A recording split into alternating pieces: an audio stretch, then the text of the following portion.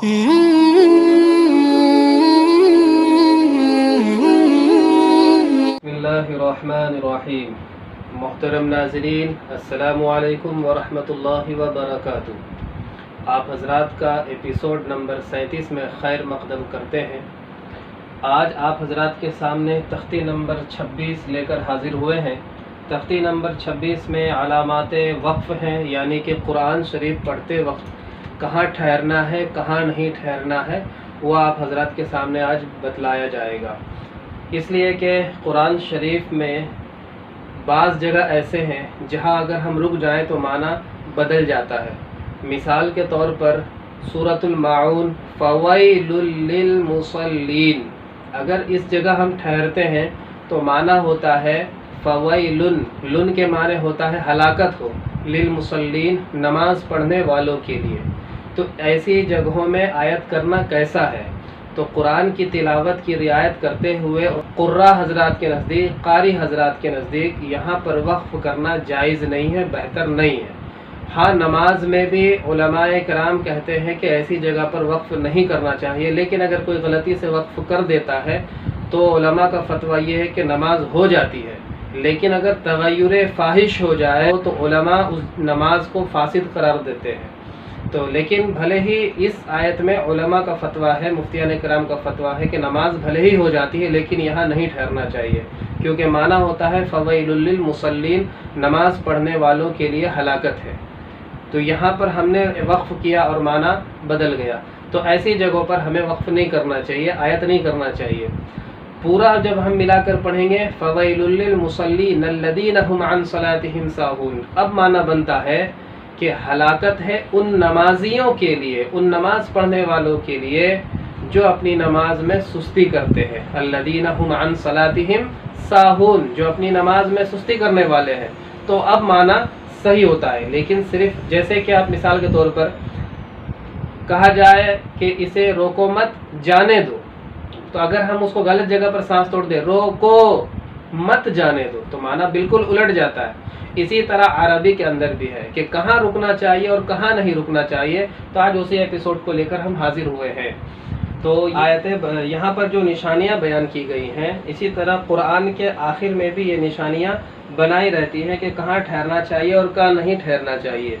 लेकिन याद रखें, ये जो हम बयान कर रहे हैं वो ठहरना बेहतर और ना ठहरना बेहतर के एतबार से है, यहाँ जायज़ और नाजायज़ के एतबार से नहीं है। लेकिन कोई ऐसी अलामतें हैं जिन पर ज़रूरी होता है ठहरना, वो आपके सामने हम बयान कर देंगे।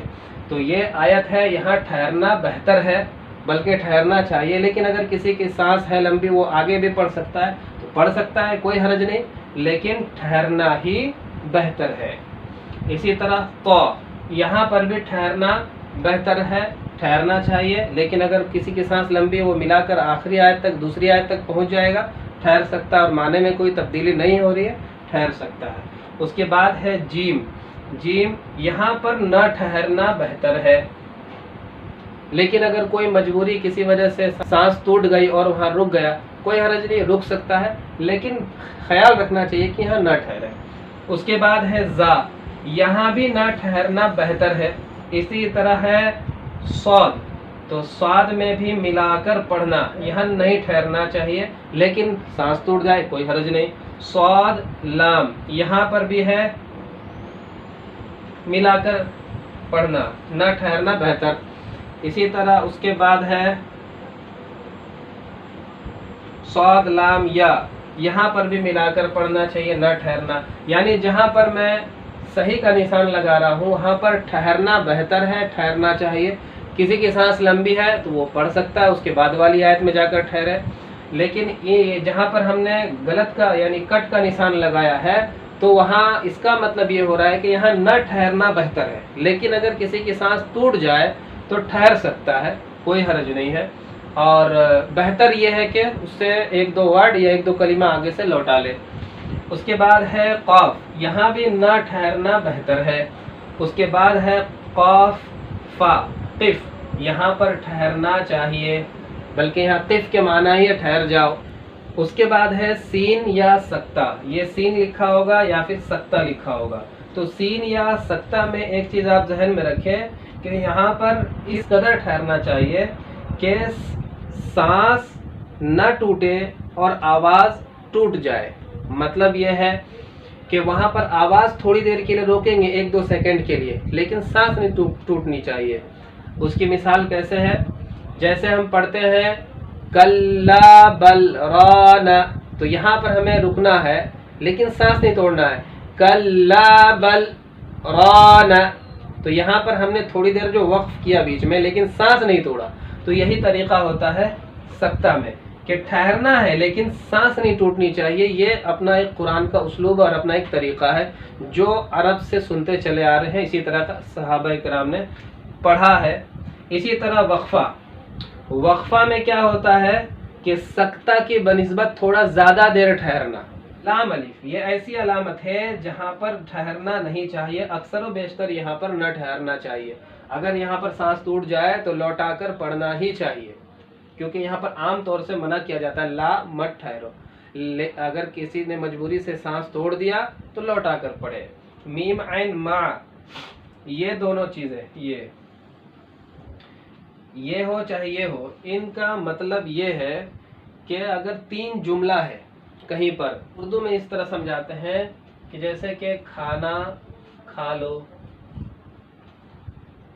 پھر سو جاؤ،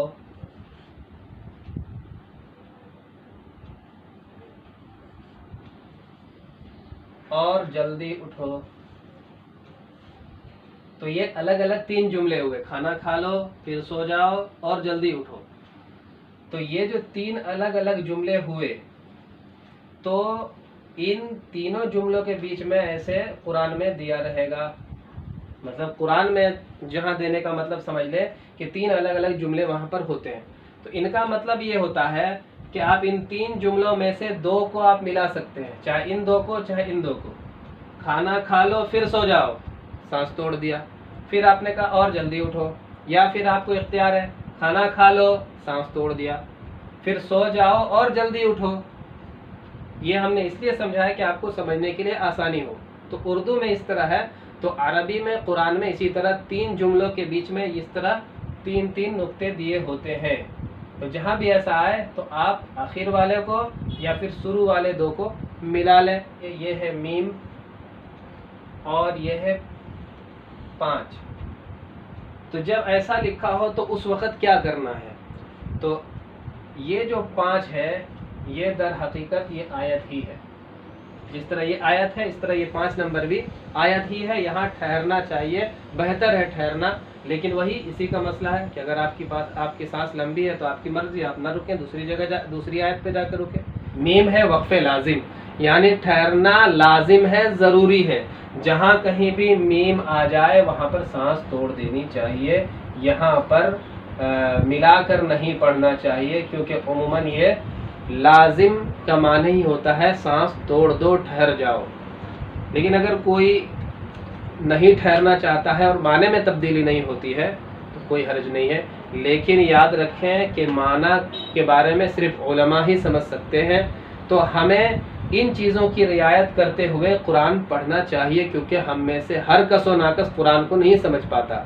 اور اگر بعض حضرات ترجمہ دیکھ کر انگلش میں، بنگلہ میں، ہندی میں، اردو میں، مراٹھی میں، گجراتی میں پڑھ لیتے، لیکن عربی میں ہر کوئی اس کا مطلب نہیں سمجھ پاتا. تو یہ جو علامات ہیں ان کی رعایت ہمیں کرنی چاہیے. امید ہے کہ آپ حضرات کو سبق سمجھ میں آ گیا ہوگا. اللہ تبارک و تعالی ہمیں عمل کرنے کی توفیق عطا فرمائے. اور اگر سبق سمجھ میں آئے تو ویڈیو کو لائک کریں، کمنٹ کریں اور شیئر کریں تاکہ دوسرے بھی فائدہ اٹھائے اور آپ بھی ثواب کے مستحق بنیں. میرے چینل پر اگر نئے ہیں تو میرے چینل کو سبسکرائب کریں اور بیل آئیکن ضرور پریس کریں تاکہ اگلی ویڈیو اور اگلا سبق آپ حضرات تک پہنچتا رہے. تب تک کے لیے السلام علیکم ورحمۃ اللہ وبرکاتہ.